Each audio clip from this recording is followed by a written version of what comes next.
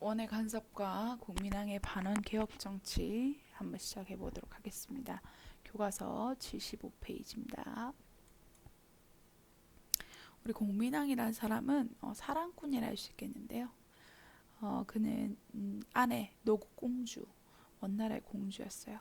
그녀가 살아있을 때는 평생 그녀를 위해 헌신했습니다. 아이도 되게 헌신했어요. 그죠? 그래서 그녀가 죽고 나서는 쌍능, 우리나라 최초의 부부능을 만들어서 그녀와 죽어서도 함께 하려고 했어요. 그리고 그가 죽고 나서 이제 자제위라는 이제 미소년 친위 집단 보디가드들을 만들었는데요. 거기서 이제 미소년 중에 이제 단연 돋보였던 홍윤이라는 자와 또 숱한 연문을 뿌리게 됐습니다. 그래서 이것이 내용이 재밌잖아요, 그죠? 이걸 가지고 만든 영화가 쌍화점이라는 영화가 지금 있죠. 여러분은 볼 수가 없을 거예요. 왜냐면 19세거든요. 쌍화점은 여러분 고려 가요입니다. 쌍화가 뭐냐면 그거예요. 말 그대로 이제 꽃이 이렇게 두 개 있는 모양이다 해서 만두 가게를 뜻해요. 만두 가게. 그래서 만두라는 게 원이 간섭을 하면서 우리나라에 등장했던 음식이거든요. 갔더니 회회아비가 이슬람 이제 그 종교를 믿는 외국인이 내 손을 잡았다네. 그 심부름꾼 아이야. 다른 데 가서 얘기하지 말거라. 되게 야한 내용의 고려 가요의 것이 남아 있습니다. 여튼 그런 어떤 사랑꾼이라 할 수 있겠는데요. 그의 개혁적인 행보 한번 보도록 하겠습니다. 먼저 우리가 살펴볼 것은 이런 원의 간섭기, 고려의 아주 굴욕적인 이런 내용을 먼저 살펴보고, 두 번째는 그것을 어떻게 이겨내려고 했는지 공민왕의 노력을 한번 살펴보도록 하겠습니다. 여기 보이죠? 지금 북한에 있어서 우리가 볼 수 없지만 이런 공민왕의 합장 무덤이 있습니다. 노고공주와 죽어서 이제 통하고 싶었던 마음이 그 지하의 조그마한 통로를 뚫어서 영원히 드나들 수 있게 했다고 해요. 그러면 우리 이런 공민왕의 개혁 정치 이전에 이면에 있었던 원나라의 간섭을 먼저 살펴보도록 하겠습니다. 드디어 이제 우리가 몽골과 강화 이제 화해를 하고 개경으로 환도 돌아왔었죠, 그죠? 그래서 몽골은 두려웠어요. 왜냐하면 고려가 40년이 넘도록 저항을 한 어떻게 보면 몽골의 입장에서 유일한 나라였습니다. 버텼죠, 그죠? 칭기스칸에게 어쨌든 지진 않은 거예요. 우리가 버텼으니까. 그래서 영원히 이제 자신의 어떤 우호국으로 삼고 그들을 이제 지배 아래 두기 위해서 부마국으로 삼게 되었어요. 그래서 독립적인 지위는 유지시켜줬지만 고려는 원의 신하가 되어야 했습니다. 부마라는 것은 황제의 사위를 뜻하는데요. 거기에 따라서 모든 지위와 명칭이 원보다 낮은 표현을 썼어야 했어요. 이런 걸 이제 관제 격하라고 하는데요. 간섭 이전에는 우리가 송나라나 다른 중국처럼 이성육부, 성이라는 단어를 썼어요. 성이라는 것은 황제 아래 있는 기구들이 쓸 수 있는 단어거든요. 그래서 이거보다 한 단계 낮은 부로 바꾸게 되고 이런 명칭도 바꾸게 되었어요. 그 다음에 황제도 이제 우리가 태조, 광종 이런 말 썼었는데 이런 거는 옳지 않다. 그래서 충땡왕, 충선왕, 충렬왕, 뭐, 충선왕 이런 왕들이 있죠, 그죠? 공땡왕, 공양왕, 공민왕 이런 식으로 충성하고 공경한다는 뜻을 붙이게 하고 왕으로 끝맺게 했죠. 태자라 못 부르고 세자, 전하라 부르게 했다는 거. 우리나라 자조성이 많이 침범받았겠죠, 그죠? 뿐만 아니라 가로가치라는 관리를 우리나라에 두어서 이제 감시를 하겠어요.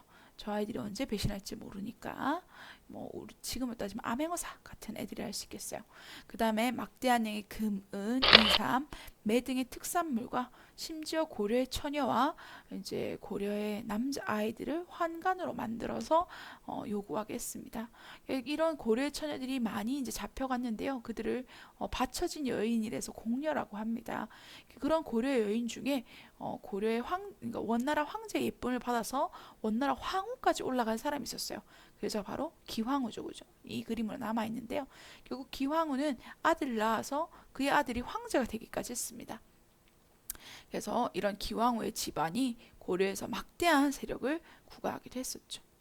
그리고 고려의 영토를 빼앗았어요. 그래서 화주의 쌍송 총관부, 그 다음에 서경의 동령부, 저번 시간에 얘기했던 탐라 총관부까지 세 곳을 빼앗았는데, 그 중에 동령부와 탐라 총관부는 충렬왕이 이제 부마가 됐다라는 기념으로 돌려주었지만 쌍송 총관부만은 돌려주지 않고 있다가 아주 공민왕이 무력으로 그것을 빼앗게 됩니다. 그리고 삼별초의 대몽황제를 진압한 후에 역시 칭기스칸의 후예가 아니랄까봐 이 고려와 연합해서 몽골 연합군은 일본 원정에 나서게 돼요. 일본은 바다 건너 동쪽으로 있잖아요. 그죠? 멀어요. 그래서 배를 만들어서 가게 되는데 어디서 출발했겠어요? 부산? 아닙니다. 마산에서 출발했어요. 그래서 마산은 지금도 몽고정이라고 하는 그때 당시에 몽골 군대가 썼던 우물이 남아 있다고 해요. 그래서 그 우물을 길어가지고 처음 간장을 만들어서 이 경남 지역에 이제 유수의 기업이 된 곳이 있었습니다. 바로 몽고 간장이죠, 그죠? 그래서 몽고 간장 먹으면 우리 이런 여몽연합군의 이 노고 우리 생각할 수도 있을 것 같네요. 하지만 두 차례의 원정은 모두 실패했어요. 태풍이 불어가지고 배들이 다 떠내려가면서 일본 군대와 제대로 싸워보지도 못하고 결국에는 이제 져버리게 된 거죠. 일본 군대는 그때 시겁했었는데 태풍이 자신들을 구해줬다라고 생각해서 이 태풍을 신이 보낸 태풍이다. 신 카미, 이제 바람을 가제라 하거든요. 그래서 카미가제라고 부르면서 우리나라는 신이 지켜주는 나라다. 그때부터 신국 의식이 막 성장하게 된 배경이 되기도 했어요. 여튼 이렇게 일본 원정을 위해 설치됐던 정동행성, 동쪽을 정벌한다. 그래서 정동행중서성이라는 원래 정식 명칭이 있는데 행중서를 줄여서 행성이라 하거든요. 그래서 요거를 없애야 되잖아요. 일본 원정이 실패했으니까. 하지만 남겨두었다가 고려 내정을 간섭하는 데 이용을 했다고 합니다.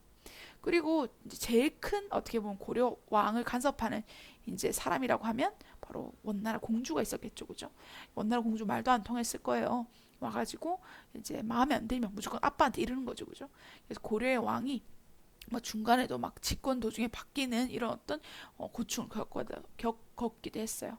어쨌든 80년간의 양국의 이제 교류는 아주 활발해서 몽골 사람들도 원나라 가고 원나라 사람들도 이제 우리나라 오면서 이런 우리나라 안에서는 몽골의 풍습인 몽골풍이, 그다음 원나라 안에서는 고려의 풍습인 고려양이 전해지기도 했어요.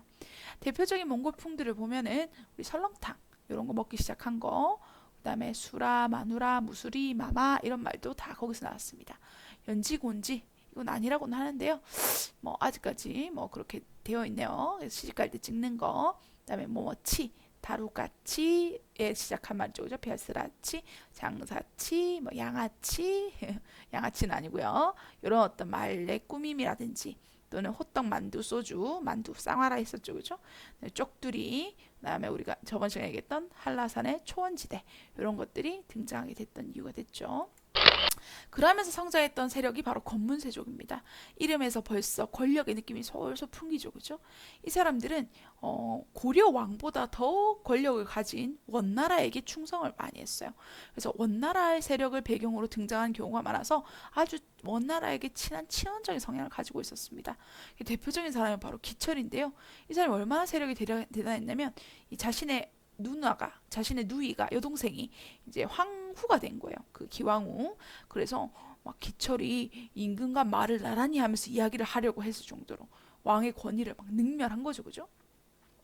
그래도 막 뻣뻣한 거예요. 대단한 거예요. 왜? 내 여동생이 내 처남이 이제 황제다 이거는 거죠, 그죠? 그래서 이뿐만 아니라 뭐 원과 결혼한 집안 이라든지 혹은 원에 통역을 했던 사람이라든지 뭐 원가의 무역에 종사하는 사람이라든지 그런 사람들이 대표적인 고문세력적으로 성장하게 됩니다. 그들이 뭐 공부를 했겠어요? 아니겠죠. 음서를 통해서 관직을 독점했고 그 당시 고려에서 가장 강력한 이제 권력 기구를 할 수 있는 도평의사사를 장악했어요. 도평의사사는 우리 얼마 전에 그 인기리의 유아인이 그 주연했던 그 드라마가 뭐였죠? 유아인이 주연했던 드라마가 있었는데 그 왜 있잖아요, 이성계 나오고 했던 막 그거 있잖아요, 김명민이 막 정도전으로 나오고 했던 거.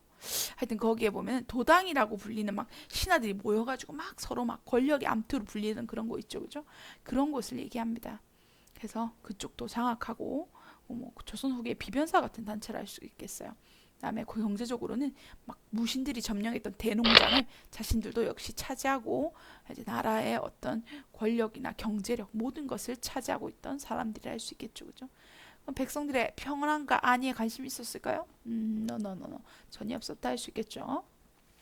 자, 그런 과정에서 공민왕은 이제 숙제를 두 가지 해야 되는 거예요. 바깥으로는 원의 간섭에서 벗어나고 안으로는 이런 권문세족에게 침해받았던 이 왕권을 다시 회복해야겠죠, 그죠? 이런 공민왕이 개혁을 추진하게 된 어떻게 보면 배경은 일단 첫 번째는 자신의 아내가 이전의 원나라 공주와는 다르게 공민왕을 전폭적으로 지지해줬던 부인이었다라는 거예요. 그래서 대개 공민왕의 반원 자주 정책을 어떻게 보면 공민왕 편에서 지지를 했다고 할 수 있겠어요. 그리고 이런 배짱을 부릴 수 있었던 이유가 공민왕이 원이 쇠퇴하고 있었기 때문이에요. 원의 힘이 약해졌다는 거예요. 무슨 말이냐면 이 원의 이 민족 차별 정책이 문제를 일으켰습니다. 이 원은 유목민족이잖아요. 그죠? 몽골 초원에서 성장한 얘네들 100만 명밖에 안 되는 거예요. 그러면서 자신들이 영토를 확장하면서 자신의 지배 계급으로 이제 끌어들인 사람이 생목인 말 그대로 이제 눈의 색깔이 다른 사람들 뜻하는데요. 이 사람들이 또 위구르, 탕구투, 아랍인, 유럽인 이 사람들이 다 이제 교류에 종사했던 사람이에요. 동서교류. 얼마나 셈이 빠르겠어요. 그래서 몽골인이 못해주는 재정 부분을 얘네들이 이제 맡아주는 거예요. 그래서 얘네들이 지배층이에요. 나머지 7천만 명이 거의 얘네들의 40배나 되는 사람들이죠, 그죠? 얘네들이 이제 피지배층인데 이 사람들이 이제 무조건 차별, 때리고 막 세금 걷고 막 이렇게 하는 거예요. 얘네들이 힘이 강했을 땐 지배계급이 힘이 강했을 땐 상관없었겠지만 이제 지배계급이 이제 문란해지기 시작하면서 이런 공고했던 군사적 기반이 약해지니까 이런 피지배계급 안에서 이제 반란의 움직임이 등장했겠죠, 그죠? 그러면서 약해지기 시작한 겁니다. 이를 틈타 공민왕이 적극적인 반원 정책과 그리고 왕권 강화 정책을 추진하게 돼요. 일단 반원 자주 정책으로 이런 원나라에 이제 앞장섰던 기철 등의 친원 세력들 다 죽여버려야겠죠, 그죠? 그다음 남아서 끝까지 고려를 간섭했던 정동행성 폐지했습니다. 그리고 돌려주지 않았던 쌍성 총관부를 무력으로 빼앗아서 천력 이붕의 땅을 더 확장하게 된 계기가 되었어요. 엄청나게 확장했죠, 그죠? 그런 다음에 호칭이나 관제 원래대로 다 회복하게 했고 변발이나 몽골 풍부를 금지하게 했어요. 또 왕권 강화 정책으로는 일단 정방을 폐지했습니다. 정방은 최후가 만든 인사기구인데요. 그걸 당연히 권문세족이 차지하고 있었겠죠, 그죠? 그래서 그거를 없애버린 거예요. 권문세족이 권문세족을 뽑으니까 없애야겠죠. 바퀴벌레의 소굴이와 같은 것이에요. 그래서 국왕이 인사권을 장악하고 이런 권문세족 말고 자신을 도와서 개혁을 추진할 수 있는 새로운 세력 신진 사대부를 적극적으로 등용하기 위해서 성균관을 정비하고 과거제를 확대해서 신진 사대부를 적극적으로 등용하기 시작했습니다. 그다음에 제일 중요한 포인트는 신돈이라고 하는 개혁적 성향의 인물을 이제 등용해서 전민 변정 도감을 설치하고 이 권문세족들에게 직접적인 칼을 들이대게 된 사건이었어요. 저 신돈이라는 사람이 왕에게 전민 변정 도감을 설치할 것을 청원했습니다. 전민이 뭐냐면 밭전자와 백성민자를 뜻하는 거예요.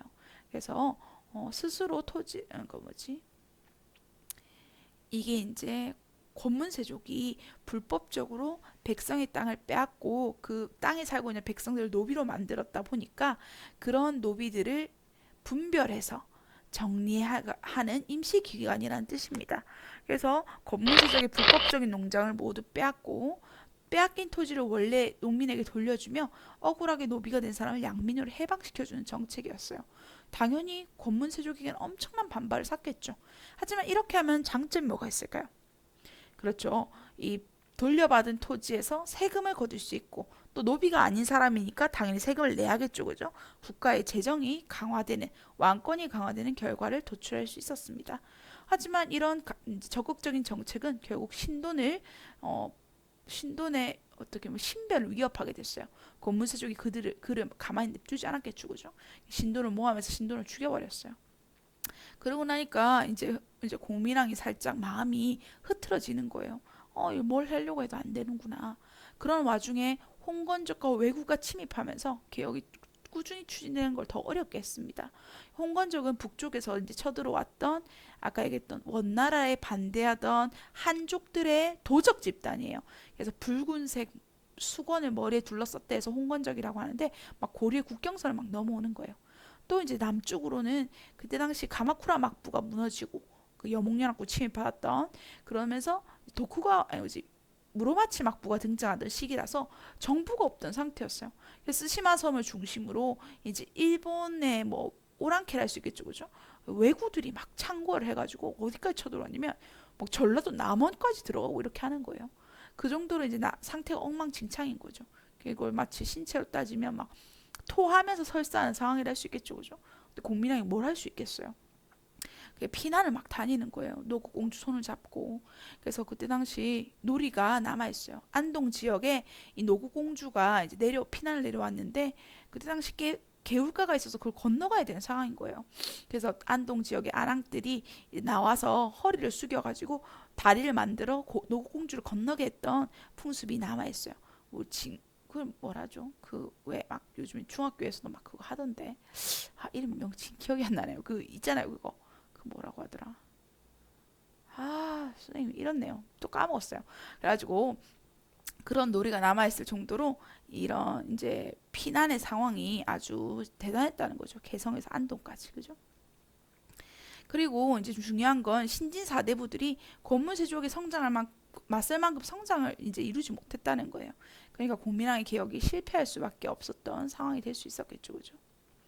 자, 그렇지만 공민왕의 개혁 정치가 의미가 없었던 건 아닙니다.